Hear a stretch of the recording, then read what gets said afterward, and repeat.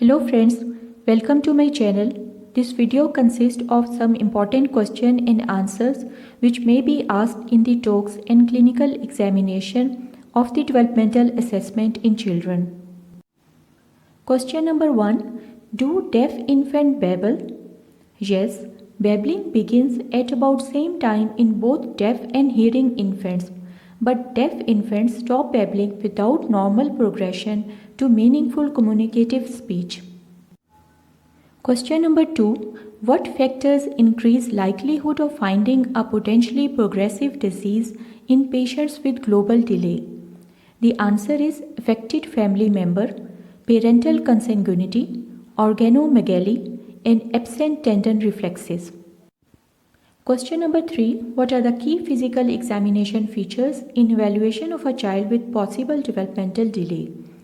Answer is head circumference, possible microcephaly or macrocephaly, dysmorphic features, possible genetic, metabolic or syndromic conditions. Skin abnormalities, for example caffeole spots or neurofibromas, possible neurocutaneous syndrome, observation of movements, for example unsteadiness, weakness or spasticity, possible underlying neurologic disorder.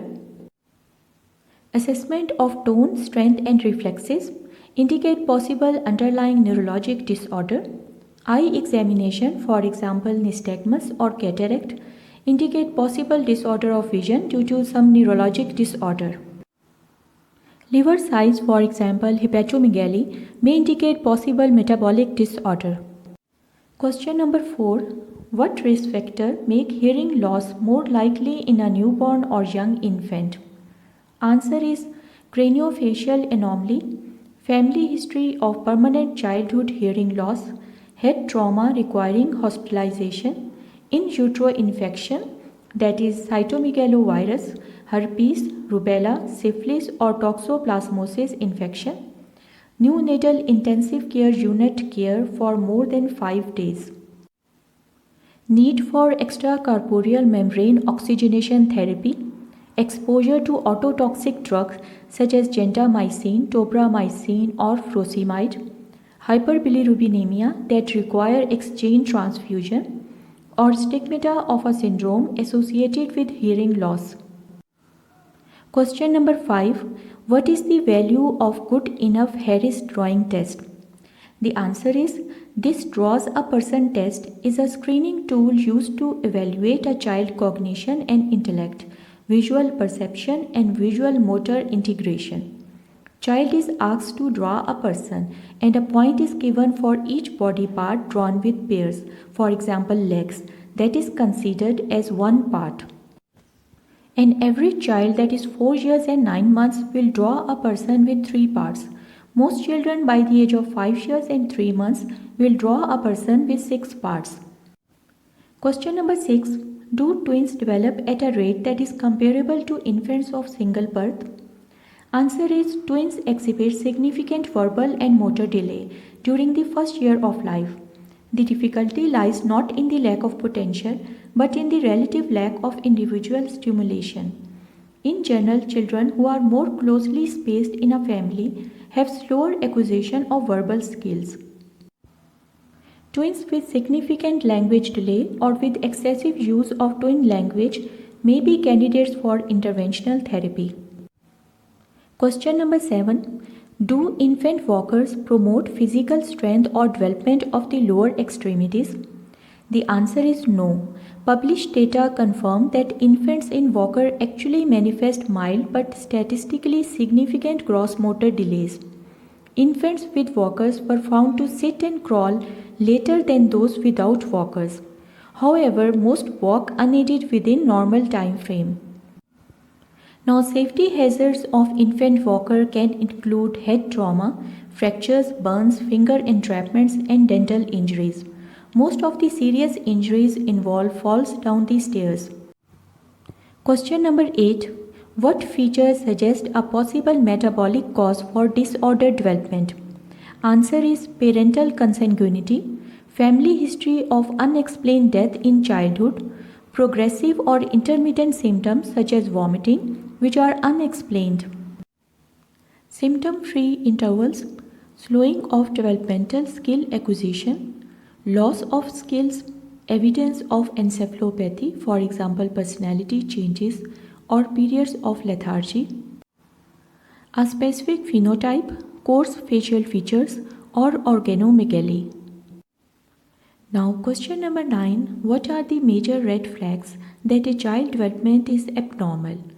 Answer is presence of loss of developmental skills at any age, parental concern about a child's vision or ability to follow objects, persistently low muscle tone or floppiness, no speech or other efforts to communicate by 18 months, asymmetry of movements, persistent toe walking, evidence of microcephaly or macrocephaly, particularly if discordant with parental head circumference percentiles. Inability to sit unsupported by 12 months, walk by 18 months in boys or 2 years in girls, walk or other than on tiptoes, or run by 2.5 years. Inability to reach for objects by 6 months, corrected for prematurity if applicable, or point at objects to demonstrate to others by 2 years. Question number 10. What 3 primitive reflexes, if persistent beyond 4 to 6 months, can interfere with the development of ability to roll, sit, and use both hands together? First is Moro reflex. Sudden neck extension result in extension, abduction, and then adduction of the upper extremities, with flexion of fingers, wrist, and elbows. Second is asymmetric tonic neck reflex. In a calm supine infant, turning of head laterally result in relative extension of arm and leg on one side of turn and flexion of both on sides away from the turn. It is also known as fencer position. Third one is tonic labyrinthine reflex. In an infant who is being held suspended in prone position, flexion of neck result in shoulder protraction and hip flexion, whereas neck extension cause shoulder retraction and hip extension. Question number 11. Do premature infants develop at the same rate as the term infants? Answer is, for most part, premature infants do develop at the same rate as term infant. In ongoing developmental assessment, they eventually catch up to their chronologic peers, not by accelerated development, but rather through arithmetic of time. As they age, their degree of prematurity in months become less of a percentage of their chronologic age. Early in life, extent of prematurity is the key and must be taken into account during assessment. Such correction factors are generally unnecessary after the age of 2 to 3 years, depending on the degree of prematurity.